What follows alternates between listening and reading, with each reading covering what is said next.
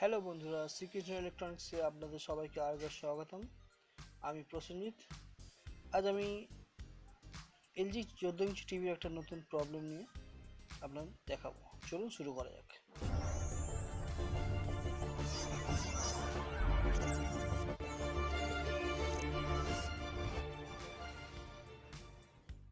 তো বন্ধুরা, যে প্রবলেমটা দেখছেন, ছবিটা উপর দিক দিয়ে খানিকটা ছোট হয়ে হেজি টাইপ হয়ে আছে।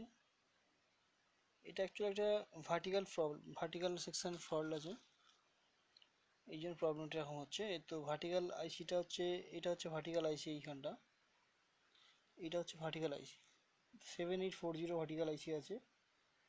তো প্রথমে আমাদের যেটা দেখতে হবে সেটা হচ্ছে এর সাপ্লাইটা ঠিকঠাক আছে নাকি দেখতে হবে।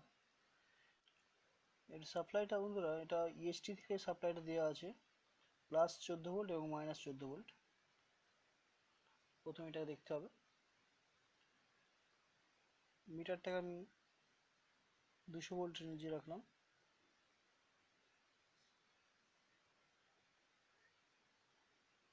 তো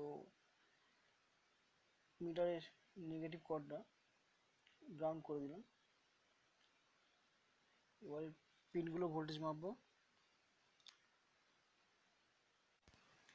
তো এর 1 নম্বর পিন হচ্ছে -14 ভোল্ট থাকে, এবং 3 ও 6 এই পিনগুলোতে +14 ভোল্ট করে থাকে। 1 নম্বরে -14.4, এটা ঠিক আছে ভোল্টেজটা। এরপরে প্লাস ভোল্টেজটা, প্লাসে কোনো ভোল্টেজ নেই, প্লাসের ডায়োডের দুই দিকেই কোনো ভোল্টেজ নেই, মানে প্লাস ভোল্টেজটা এখানে আসছে না, যার জন্য এই সমস্যাটা হচ্ছে। এটা কোনো ভোল্টেজ দেখাচ্ছে না। এটা ইএসটি থেকে আসছে। এটা ইএসটির নাম্বার হচ্ছে 6006N।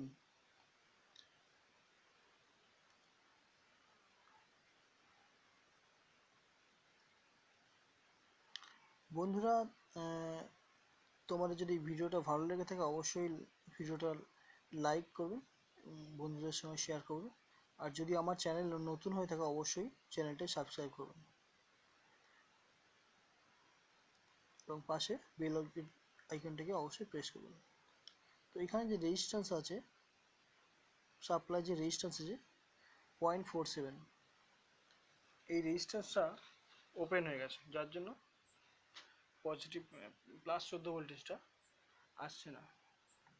এটাকে চেঞ্জ করো, চেঞ্জ করেই দেখাচ্ছে।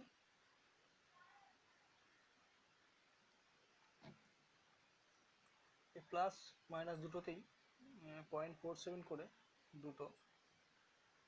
এবার প্লাস ভোল্টেজটা এসে গেছে, আমি এই শেষটা চেঞ্জ করলাম, তো প্লাস ভোল্টেজটা এসে গেছে। এবার আমার দেখতে হবে ছবি কি দেখাচ্ছে। প্লাস মাইনাস দুটো ভোল্টেজ ওকে, এটা -14 ভোল্ট, তো ঠিকই ছিল। এটা +14 ভোল্ট এসে গেছে। এবারে স্ক্রিনের দিকে দেখো কি দেখাচ্ছে। স্ক্রিন ওকে একদম।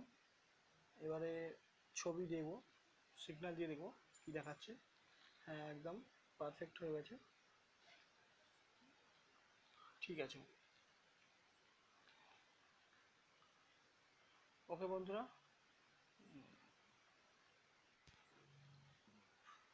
সিগন্যালও ঠিক আছে, ছবি একদম পারফেক্ট। তো বন্ধুরা, আজকে এই পর্যন্তই। দেখা হবে আবার পরবর্তী ভিডিওতে। ভিডিওটি দেখার জন্য অনেক অনেক ধন্যবাদ।